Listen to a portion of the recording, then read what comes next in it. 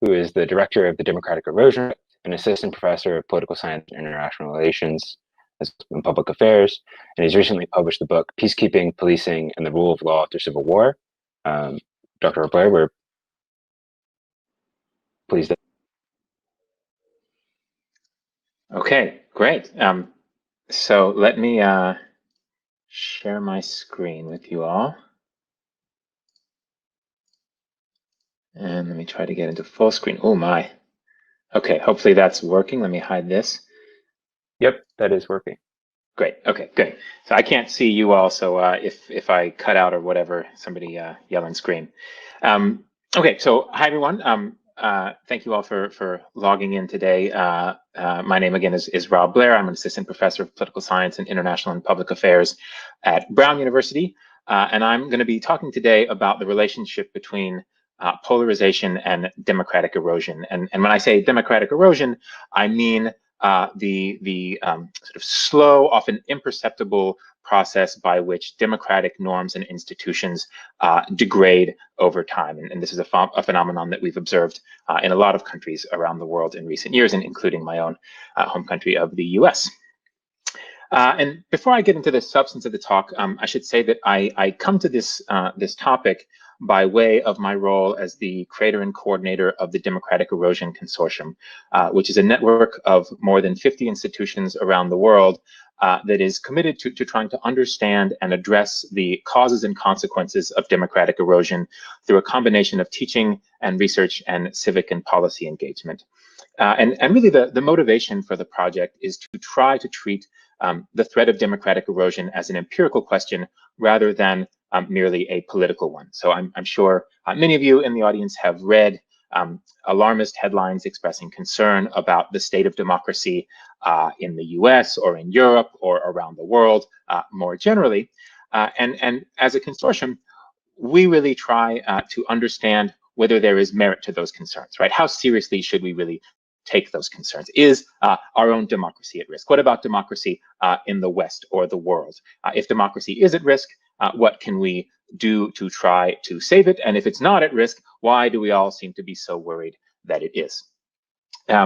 This is a list of our participating institutions. I'm obviously not going to stand here and read this list out to you, but I just want to point out that we are an international consortium. So we have members in Israel, Turkey, South Korea, Romania, Australia, Ireland, the Philippines, and the UK. You will notice that Oxford is not on this list, but maybe one of you in the audience this evening will want to rectify that situation.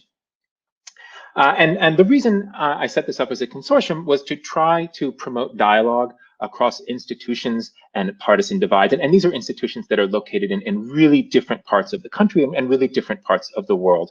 And the idea was to try to create a platform for conversations across those institutions.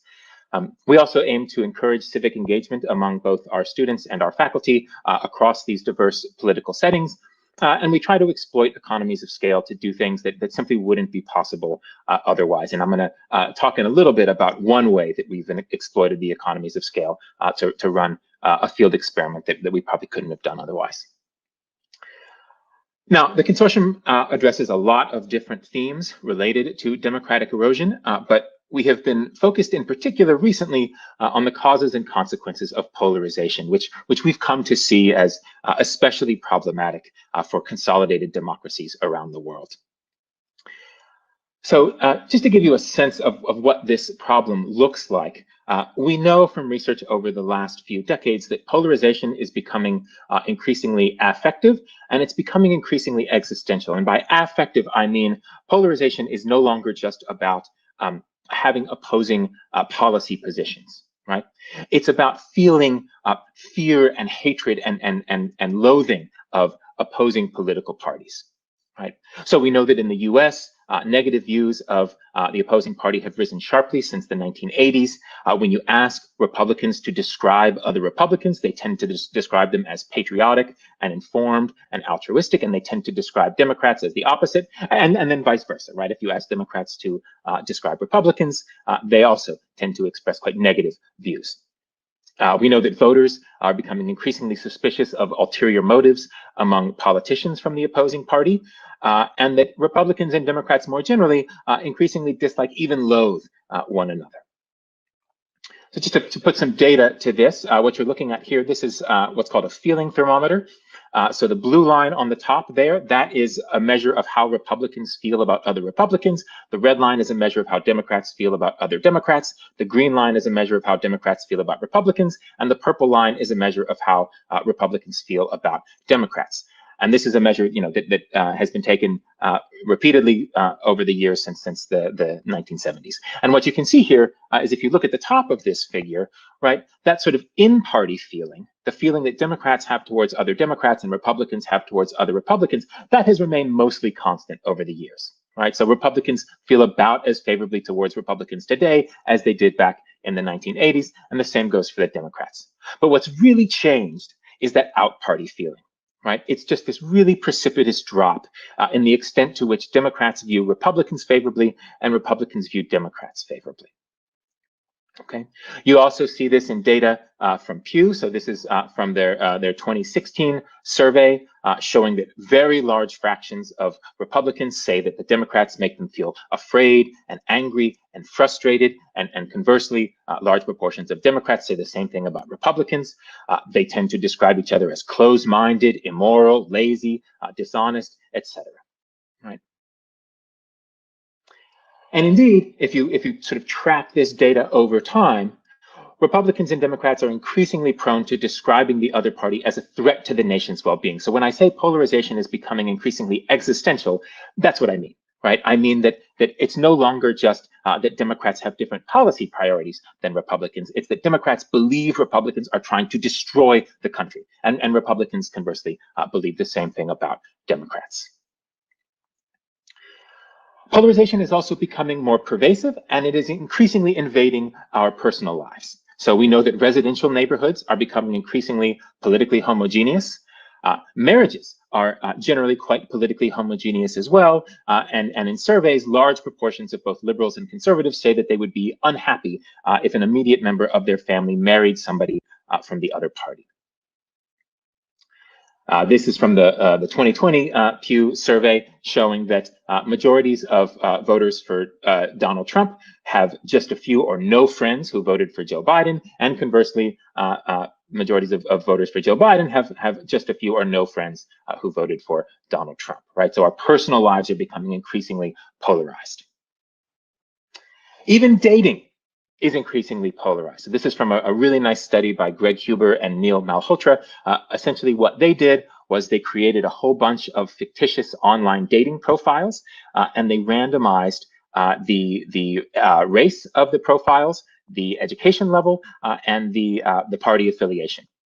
And they found in their study that people evaluate dating parties much more favorably and are more likely to reach out to them to try to make a connection when they have similar political characteristics. And the effect is about as large as the effect of having similar education levels, and about half as large as the effect of having the same race. Race being by far the best predictor of who people match up with on these online dating platforms.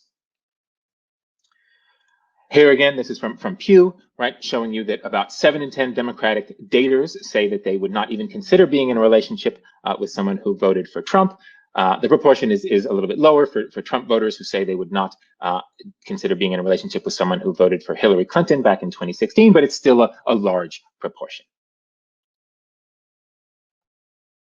Now, I've been describing mostly research that has come out of the US, but do not feel any comfort that this is somehow a uniquely American phenomenon. In fact, if anything, polarization in the United States is not especially severe compared to other countries. So this is from some research by Gidron, Adams, and Horn, who show that when you measure effective polarization across a bunch of different countries, the US, it's high, right? But it's sort of around the middle of the pack.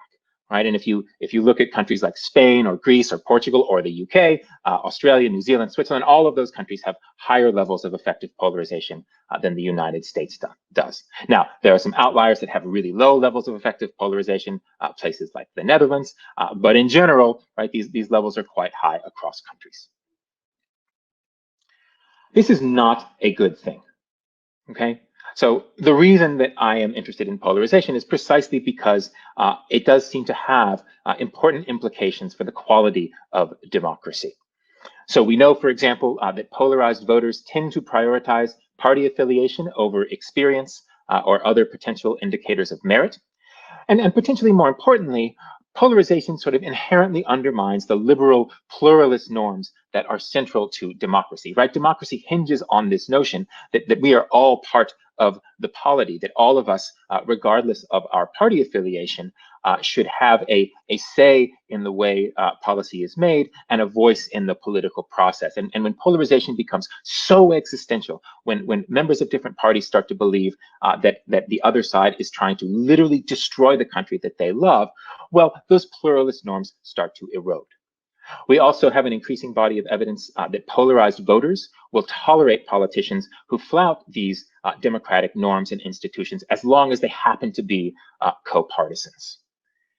So, for example, this is from a really nice study by Milan Zvolik in Venezuela, who shows that in Venezuela, and he's making a more general point here, voters are willing to trade off democratic principles for partisan interests, and their willingness to do so increases in the intensity of their partisanship. Zvolik ran a similar study with Matt Graham in the US, finding that, and this is really just a remarkable sentence, the viability of the US public as a democratic check is strikingly limited. Only a small fraction of Americans are willing to prioritize democratic principles in the choices that they make in election times, and their willingness to prioritize democratic principles decreases in the strength of their partisanship, right? So as they become more partisan, they become less willing to prioritize democracy over sheer partisan affiliation. Okay, so I think it's clear that polarization can have really serious adverse consequences for democracy. So the obvious question to ask is how exactly we can try to reverse these trends. How can we address this increasingly affective, increasingly existential polarization that we observe not just in the United States, but around the world? Now, there are lots of potential answers to this question, and I'm going to describe just one. This is a project that we ran through the Democratic Erosion Consortium, and we experimentally evaluated one especially promising model of depolarization that is actually based on principles of marriage counseling. So essentially some professional marriage counselors got together with some social psychologists and decided they would try to apply the principles that they use to reconcile husbands and wives, or husbands and husbands, or wives and wives, or whatever, and apply those to the problem of partisanship, right? Of Democrats and Republicans, or conservatives and liberals, right? And so the basic model here is called a red-blue workshop, and it's run by an organization known as Braver Angels. And the idea of these workshops is basically to promote empathy and understanding across partisan lines. And importantly, it's not about Democrats trying to persuade Republicans or Republicans trying to persuade Democrats. It's about trying to encourage them to understand the other side's position. So the way that the workshop works, basically, Braver Angels brings together 5 to 8 Republicans, which they call Reds, 5 to 8 Democrats, which they call Blues, and they have them participate in a full day of structured, moderated activities. And there are basically 4 of these activities, and I'll just tell you sort of briefly what they involve. So the first is what's called a stereotypes exercise, where all the Republicans get in a room together and they make a list of all of the stereotypes that Democrats tend to hold about Republicans.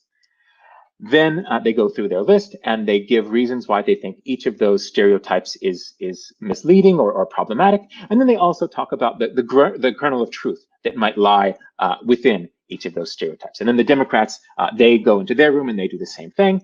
Then they come back together. The Republicans present their stereotypes to the Democrats, and the Democrats present their stereotypes to the Republicans. Basically, it's a way for each party to show the other, here's how we think some folks on your side view us, and why we think those views might be misleading, but also why we think there might be a kernel of truth to them. The second is called the fishbowl exercise. So what happens here is the Republicans all get in a circle, and the Democrats get in a circle around them, and then the Republicans basically discuss why they find the policies and principles that are associated with the Republican Party to be especially good for the country. And they also discuss any misgivings they have about the policies and priorities of their own side, right? And the Democrats just watch, right? They're just purely observers. Then they switch. The Democrats get in the middle of the circle, Republicans sit on the outer edge, and they do the same exercise. Third is the questions exercise, where Republicans get in a room together and they make a list of questions that they would like to ask the Democrats. And the key is for these not to be, gotcha questions. It's not about, or questions that are really just arguments disguised as questions. The idea is to bring a sort of genuine sense of curiosity to the exercise. So the Republicans make a list of questions, they ask them to the Democrats. Democrats make a list of questions, they ask them to the Republicans. And then finally, there's an exercise where they discuss how they can contribute to try to diminish polarization in the US. And then there are other folks who attend as observers. Okay, so this is what one of these workshops looks like. This is actually the workshop that we did at Brown. On the left here, what you're seeing is a list of the stereotypes that the Democrats came up with, right? So they said a lot of folks on the right view folks on the left as snobs or as snowflakes. They think they hate America. They think they're hypocrites, etc. And then on the right, this is a picture of one of the students going through this list of stereotypes with the other side. Okay, so we wanted to know, as members of the Democratic Erosion Consortium, whether this model works, right? Whether a model like this has any hope of breaking those really high levels of effective polarization that we observe in the country. So we organized red-blue workshops on 4 campuses in different parts of the country, one at Brown, one at the University of Pittsburgh, one at Ohio State, and one at Texas A&M. I should say that we originally hoped to organize 3 additional workshops in different states, but this happened right as COVID was hitting, and so those workshops ended up getting canceled. We had 140 students sign up in total, so we basically, we sent out a big call saying, if you'd like to participate in this experiment, please let us know. We randomly assigned 72 of them to the treatment group, meaning that they would participate in the workshops, and then we randomly assigned the other 68 to the control group. Now, students obviously are an unusual population, but we also think they're an especially important population for us to study because a number of scholars have pointed to a waning commitment to democracy among youths as one of the factors that seems to be contributing to democratic erosion. Right now that finding, there's a lot of dispute about that finding, but it is an important concern among scholars. Our key outcome was polarization, right? Affective polarization, the extent to which our students hate and fear the other side. So we measured affective polarization at 3 different moments. First, 2 to 3 weeks before the workshop, then again 2 to 3 weeks after the workshop, and then a third time 7 to 8 months later, which was in the middle of the 2020 US election. And we view this third measure as really a hard test for these workshops, right? So between the workshop and this inline survey that we conducted 7 to 8 months later, you had COVID, you had the Black Lives Matter protests, and you had this incredibly polarizing election. So we thought, probably unlikely that you're still going to detect an effect even that long afterwards, but we thought it was worth checking. We also measured polarization in 3 different ways. So the first we're calling an explicit measure of polarization, where we basically just asked a bunch of direct questions in a survey. So for example, how much of the time do you think you can trust Democrats to do what's right for the country? How much of the time do you think you can trust Republicans to do what's right for the country?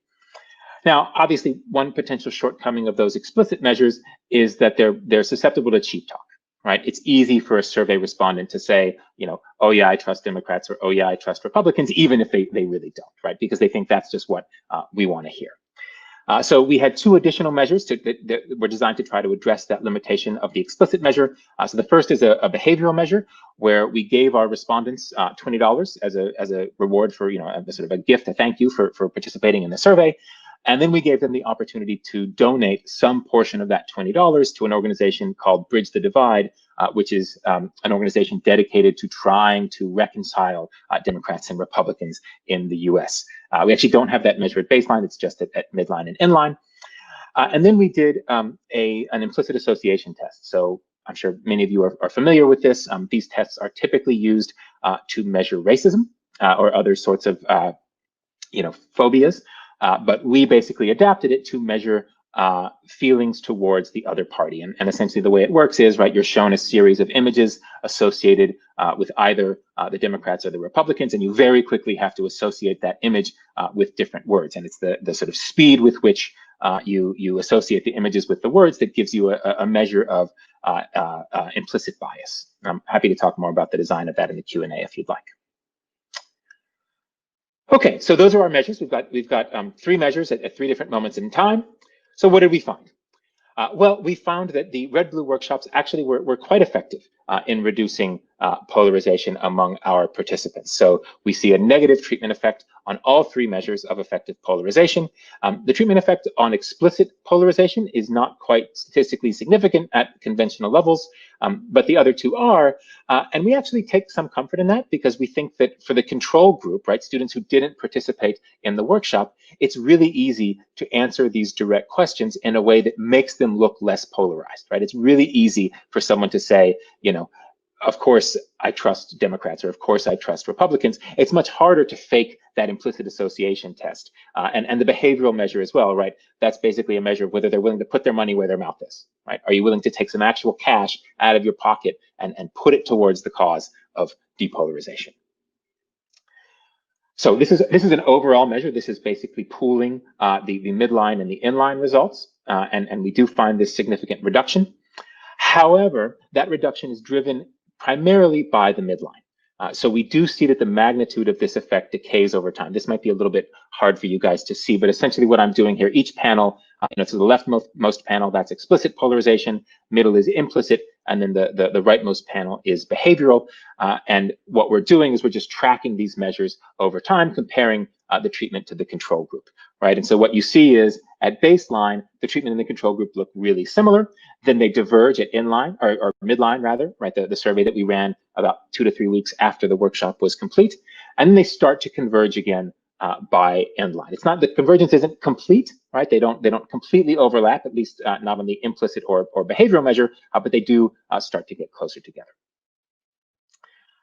Okay, so I think these results suggest that developing a sense of empathy and understanding across partisan lines is hard, and it may require repetition, but it's not impossible. And in fact, I think this study joins a recent proliferation of research on low intensity interventions, inexpensive, easily scalable interventions that try to reduce different sorts of phobias and different sorts of prejudice. And I think my takeaway from this, and really from a lot of the work that I've been doing and my colleagues have been doing in the Democratic Erosion Consortium, is that we should treat our loathing of other political parties like we would treat any other phobia. Right, like we would treat homophobia or transphobia or any other fear of another side, and we should address it accordingly. And that means, really taking it seriously, right? I think loathing of other parties is a sort of prejudice that is it's often quite widely accepted, and I think that's really quite problematic. I'm happy to talk in the Q&A about specific things I think we can do as individuals to try to depolarize, but one way or the other, I think making that effort, it's going to be good for our relationships with each other, and possibly more important, I think it's going to be good for our democracies. I think these levels of polarization really are quite dangerous, and we ultimately are going to have to do something about it. So I want to leave plenty of time for the Q&A, but if you're interested in this study or in the Democratic Erosion Consortium, please feel free to reach out to me via email or check out the website for the Democratic Erosion Consortium, which is at just democratic-erosion.com. And I will stop sharing my screen now so that I can see you all again. Share my screen. Stop. Okay, I think I have successfully unshared it. Great. Thank you so much, Dr. Blair, for that fascinating, if a bit terrifying overview of democratic erosion. What I'd like to do now is open up the floor to questions. So if you're here on the call, I'd ask that you please use the raise hand function. And if you're joining us on YouTube, feel free to type a question into the chat and we can read it out. So, floor is open. Matthew, would you like to start us off? Yeah, first of all, great talk, appreciate it. It's really interesting. I'm curious what your sort of long-term view is on this, like, scaling out. I mean, it seems like a global issue. So obviously the workshops are great for the method, but how do you get a lot of people to do this because it requires some sort of selection bias. People have trouble going to marriage counseling as is. How do you convince people that they are partisanly divided at all in the first place? Yeah, I think that's a really tricky question. I will say, I think from my perspective, the most important shortcoming of this Braver Angels model is that you're only treating 16 people at a time, 10 to 16 people at a time. You have additional observers and they might be affected as well, but really it's a small scale. So replicating that among hundreds or thousands or millions of people is going to be really tricky. I know one thing that Braver Angels is working on now, and we're hoping to set up another experiment with them to test this. Is during COVID, they have started offering online workshops that that are much more easily scalable because you don't have to physically be present. And so we're interested in testing the effects of those workshops as well. We suspect they'll be less effective, but we don't know. That's sort of an empirical question that we would like to get at. I think your other point is really well taken, that ultimately the only people who are going to sign up for these workshops are people who think polarization is a problem. And that's also a fundamental limitation. That's not a limitation that I think anybody can really overcome. Ultimately, there has to be at least some germ of a desire to get to see folks on the other side of the political spectrum in order to participate in something like this in the first place. So, and there are other models that might work, that might be able to circumvent that problem. But I will say, I think as much as we despise each other, when you ask folks whether they believe polarization is a problem, pretty substantial numbers will say that it is. Right? I think that we're, as much as we feel polarized and act polarized, I think we also, at least a lot of us, recognize that polarization is an obstacle. I can tell you, I participated in one of these workshops just to try to see, before I ran the experiment, I wanted to see what it was like.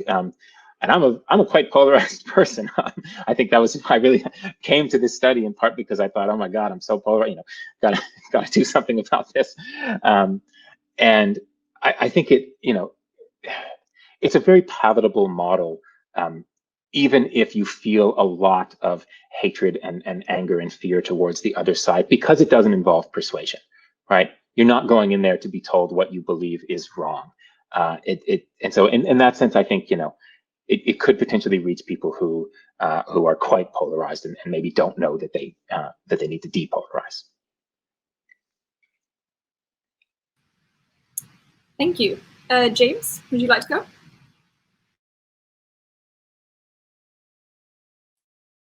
go? James, I think you're muted. I'm sorry. Okay. I've heard that the percentage of people who identify with a particular political party has gone down significantly, especially among young people. Is that, and how does that play into polarization? I think you cut out a little bit there, but I think you were asking the percentage of people who identify strongly with a political party is declining. How do I think that relates to these sort of dynamics of polarization, right? Yeah, I don't think that's good news. So a lot of the folks who don't identify strongly with a political party, if you press them, really they do, so, and this is what we did in our study as well, to identify the Republicans and the Democrats, right? Lots of people say they are independent, but when you press just a little bit, if you're going to vote in the next election, who you're going to vote for, it's very, very, very clear to them who they're going to vote for, and they would never really consider voting for the other party. So I think that reflects possibly a sort of a dissatisfaction with the established parties, but I don't think it reflects any actual depolarization. I don't think these are folks who are no longer identifying with the parties and identifying with something in the middle. I think they're just folks who are equally polarized, but less willing to say they're Democrats or Republicans. Clara, would you like to go ahead? Yeah, thank you. So I would like to go back to this comparative perspective. So when we looked at the graph, it seemed very clear it's not a US phenomena, but the other countries did seem to be rather industrialized Western countries. So is it a regional phenomena more in the West, or is it also a global phenomena? Have you done such studies? Yeah, that's a great question. I have not seen global data on this. The reason those countries were in that figure is just because those are the countries where we have data. And even measuring effective polarization is a little trickier in some of these settings. So, in the US, we have a two-party system. So it's easy to ask Democrats how they feel about Republicans and vice versa. It's harder when you have a parliamentary system where there are a whole bunch of parties. So typically what they'll do is they'll measure, the sort of leftmost party, how much fear and loathing and hatred do they feel of the rightmost party, and vice versa. Now, these are surveys that are predominantly run in industrialized countries. I have not seen anything quite like this in, sub-Saharan Africa, for example, or Latin America, though there may very well be data out there. I have a feeling that you would find that levels of polarization are just as high. And I think really what's happening, and I don't know to what extent this is happening in other settings, but certainly in the US, I think that party is coming to function increasingly like ethnicity in some sub-Saharan African countries. So actually most of my research is in sub-Saharan Africa, and the dynamics between different ethnic groups look quite similar actually to the dynamics between Democrats and Republicans. Not always, but there's sort of a similar a sense of a real sense of sort of internal cohesion and distrust of some outside groups.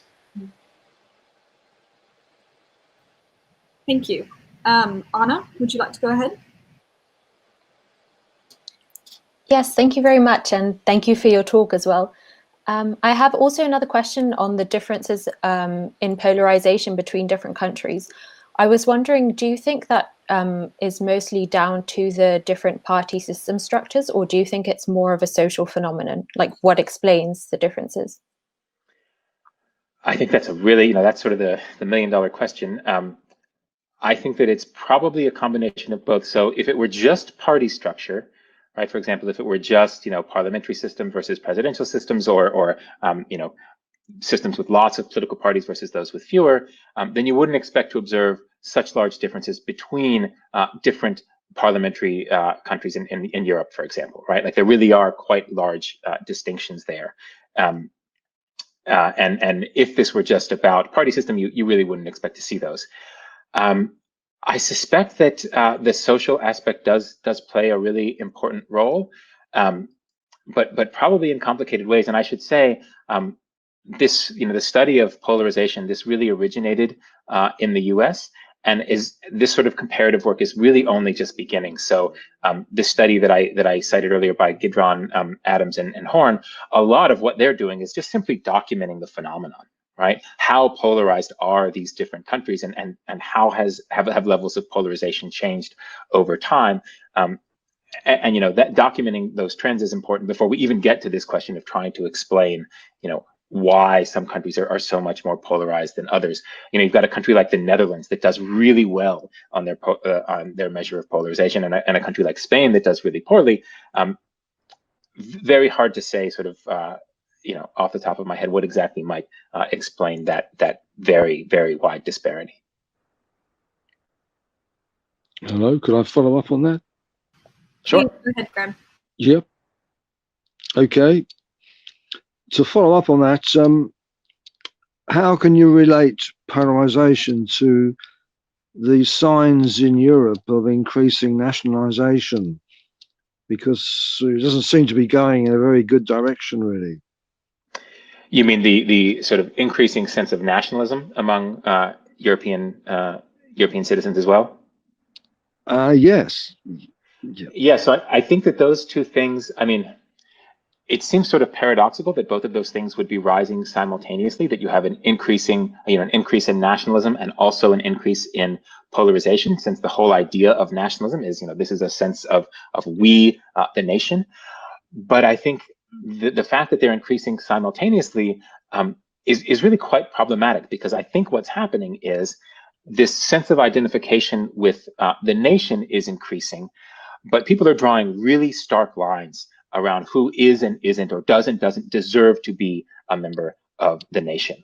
And I think, so when you see in the US, Republicans willing to say Democrats are a threat to the nation, right? So that sort of polarization is perfectly compatible with nationalism, right? A really strong sense of we as a nation, but an equally strong sense that this other party is a threat to the nation. And I suspect you would observe similar dynamics in Europe as well. Thank you. Thank you. Miri, would you like to go ahead? Yes, hello. Following from what you mentioned earlier about looking at different countries' levels of political polarization, is there anything you do differently or tweak if looking to apply your favored depolarization model to studies outside of the US? Or is it something that has the potential to be universally applicable? I think that it's probably universally applicable. I don't think that there's anything about it that is unique to the US. I think, again, in parliamentary systems, it's complicated somewhat by the fact that you just have many more parties. And so it's not as easy to just say, well, this is the blue team, this is the red team, now go. You'd have to find some way to accommodate that much greater heterogeneity among parties, but I think that would be perfectly feasible, right? You could imagine having members of 5 or 6 different political parties all in one of these workshops together. I don't think there's any reason it would have to be just 2. Obviously you need the numbers to be manageable, but otherwise I think it's generalizable. Thank you. I'd like to ask a question, if I may. So I imagine you've probably come across Rand's project on truth decay at some point.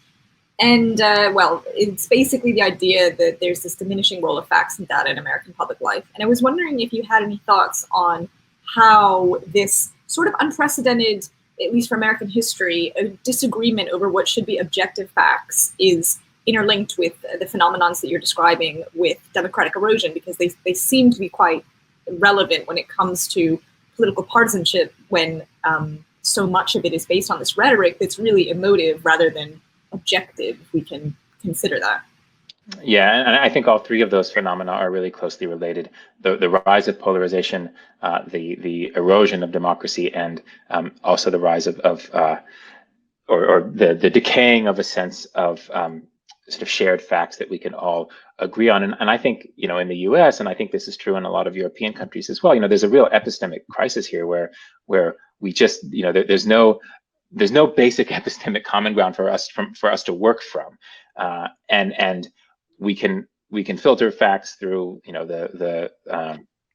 through our sort of partisan preconditions, and believing one set of facts actually sort of becomes a marker of your partisanship, right? So if I'm a good Democrat, this is what I believe in. If I'm a good Republican, this is what I believe in. Really, these should be matters of simple objective truth, but they're not, right? Our truths simply become one more form of partisan attachment. I think that has proven to be very tricky, and there has been some research recently on how you convince people to believe things that are true, and it's hard, right? It's hard to convince someone who believes something that is false, that happens to align with their sort of partisan worldview, that thing is false, and often the correction only ends up making matters worse. Now, the findings are sort of mixed on that. So you have some studies showing that there are ways to sort of fact check and actually successfully correct misinformation, and others showing that fact checking only backfires. And I don't think we have a clear sense yet of why exactly, what explains those disparities, why correcting misinformation sometimes works and sometimes doesn't. But I definitely think it's a serious problem. I think in the US, it's also tied to a dramatic decline in trust in the media. Now that's been a secular decline, so you observe that if you look at data over recent decades, you observe that decline for both parties, but the secular decline is swamped by the decline among Republicans in particular. And if you look in the Trump era, it's just the disparity is just massive, where Democrats are just much more likely to express trust in the media than Republicans are. And if you're not getting your information from similar sources, then there's no reason you would end up with a similar set of facts that you would agree on, right? If you're getting your facts from places that are producing entirely different sets of facts, then no wonder we can't agree on basic matters of truth. To ask a really quick follow-up question on that, because you've sort of touched on it, do you think, based on what you've been looking into so far, that Americans are in some way more predisposed to believing in these untruths or far-fetched things than other countries that have comparable polarization in the political parties, et cetera, et cetera? It seems that way as an American, looking in, but of course that's very anecdotal. I don't know. I suspect probably not. I don't think that Americans are somehow uniquely prone to this. I think, certainly, for example, during the Brexit debate in the UK, you saw spread of extraordinary misinformation, and a lot of people perfectly willing to believe it. And I suspect if you look around the world, so I remember like during the plebiscite in Colombia when they were voting on the peace agreement, tons of misinformation swirling around. I think this is a global phenomenon as well. Thank you so much. James, would you like to go ahead? I found the overall message of your presentation quite hopeful, because even difficult, it seems like there is some procedure that will help reduce polarization. How hopeful do you think we should be based on historical precedents? Like sometimes I tell myself it couldn't possibly be worse than 1860, so we're fine. Right. Yeah, I try to be hopeful. Truth is, I wanted to end on an optimistic note. I don't know how optimistic I really truly am. I think so I guess one thing I would say is I think we need to reorient our thinking a little bit about like what isn't a problem. So I think in the US, for example, a lot of people ask, are we approaching a second civil war? Right? And as long as we're not literally in the streets in like pitched battles with one another, then everything must be okay. Or are we becoming an autocracy? And as long as there aren't tanks rolling through Washington, D.C., everything's okay. And I think, what we have to recognize is there's a long way between where we are now and civil war, and there's a long way between where we are now and autocracy. And you can go, right, it is a matter of gradation, and you can certainly decay a very long way. You could observe political violence. In fact, I think that the sorts of the threats and intimidation that we've seen in the U.S. Around COVID-related restrictions, and that to some extent you observed during the election as well, those are not indicators of an impending civil war, but they are indicators of something very bad. We don't have to go all the way to civil war to think that political violence or the threat of political violence is becoming a serious concern in this country. And so I guess that would be, I think we use these historical anchors as a way to comfort ourselves, or as a way to be overly alarmist. And that's just not helpful for the debate. Right, I think what's happening is much subtler than that, but in some respects even more dangerous, precisely because it's easy to convince yourself that the changes are so gradual that they can't really be but so problematic. Right, if democracy is just eroding one little bit at a time, it's easy to be complacent. It's easy to think there's nothing we actually need to do because we're not a totalitarian state yet, right? Once there's a coup, d'etat, that's when you really need to worry. And that's just wrong-headed, right? That's not the way democracies die today. Democracies die these slow, gradual deaths. And if you look in places, like Poland or Hungary or Venezuela, right? These are countries where it's the slow chipping away at democratic norms and institutions that ultimately results in something that is very, very much different from a democracy. And that's, I think, what we need to be attuned to. Thank you. Building on this idea of kind of the slow death of democracy and some potential remedies for that, we have a question that was sent in that reads, to follow up on how tribal political party identity has become for many people in the US, to the point that for many people there are two Americas based on their political party. The person is wondering, they'd be interested to hear your thoughts about proposals on The Upswing by Robert Putnam. And basically they're asking, well, in the proposal on this say that it's not directly seeking to improve views about people in the opposing party, but rather to encourage people to find other places for their primary identity rather than a political party. For example, church, bowling leagues, other civic and social organizations that cut across parties as it used to be in America's more recent history. So do you have any thoughts on that you could share with us? Yeah, so that's a great question. I certainly think that would help. I don't think it's a good thing that our party identities for so many of us have become sort of the primary cleavage along which we distinguish ourselves from other people. That's true in the United States, and that's true in other countries as well. So if there were other sort of subordinate groups that we felt that we belonged to, I think that would be beneficial. That's a hard trick to pull off, to convince people to engage in civil society in a way that they haven't in a very long time. I think you could imagine, maybe using online tools to try to generate sort of communities that don't exist really anymore in the real world. The sorts of bowling leagues that Putnam talks about in his work. The other thing I would say, and this is not a direct answer to the question, but it is something that I really learned through this study of the red-blue workshops, is I think we often overestimate how different.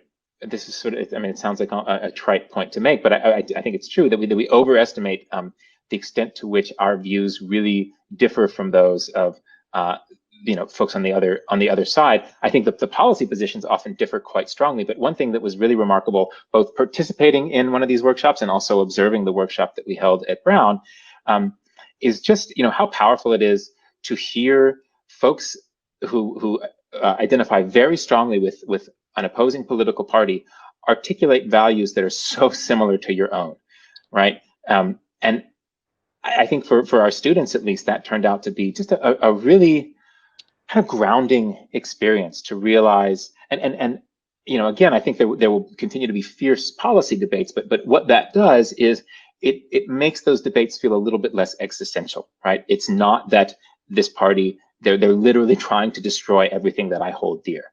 No, in fact, we hold many of the same things dear. We have very different views about how to uphold those things, but we're not fundamentally trying to destroy one another, and that's something that I could imagine happening on a larger scale. The fact that, and maybe going back to this point about Putnam, what makes it difficult is the fact that our neighborhoods are politically homogeneous. Our friends are politically homogeneous. Our dating life is politically homogeneous, right? So that makes it hard to have that sort of exposure.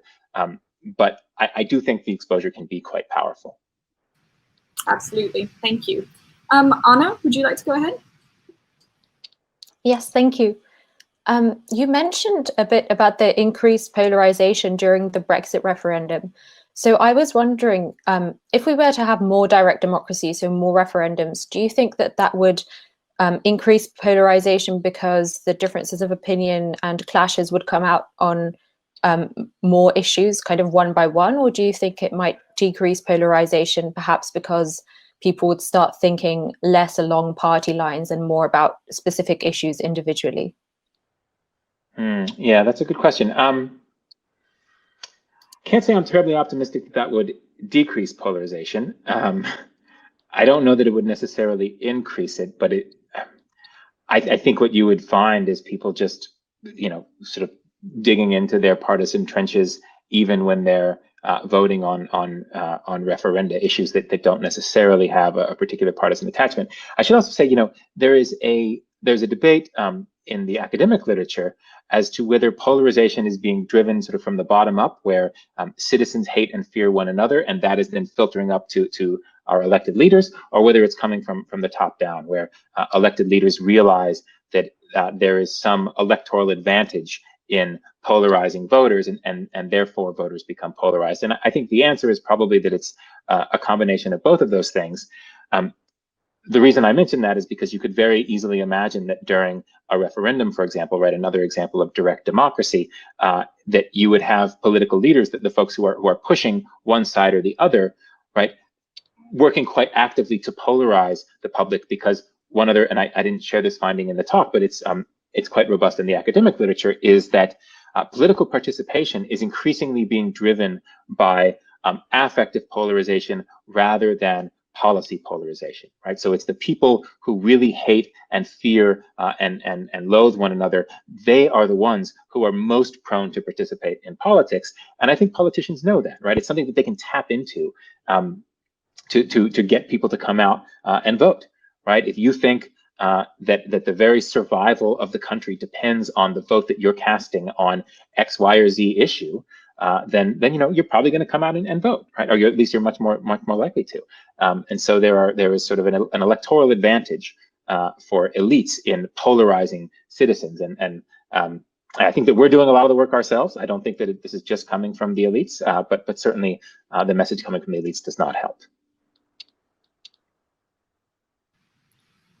Thank you. I think we've got another question now from Miri, if you'd like to go ahead.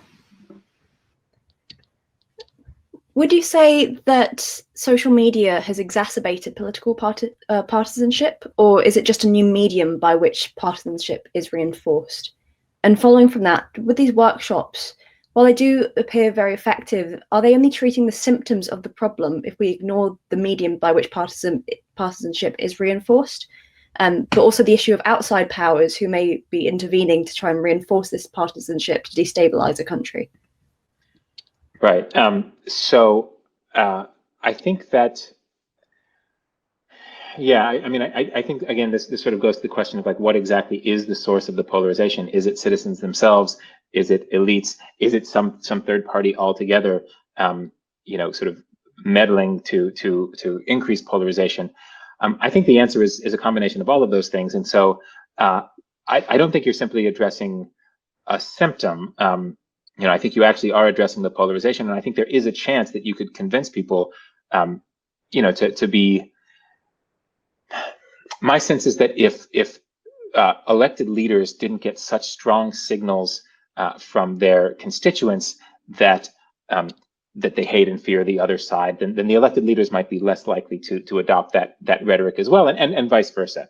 So I think that, really, I think you need to be sort of attacking the problem from all angles. We're only attacking it from one in this particular project, but I think you could attack it from other angles simultaneously. Social media, I think it's a hard question to study empirically, but my intuition is that it has got to be bad for polarization. It reinforces exactly the sorts of dynamics that we know create polarization. I think there is some evidence that people's sort of media and social media diets are a little bit more diverse than we tend to believe. I think we tend to stereotype people as existing in these sort of pure media and social media silos. And I think when you look empirically at the sorts of media that people consume, there is a bit more diversity than you might expect from the stereotypes.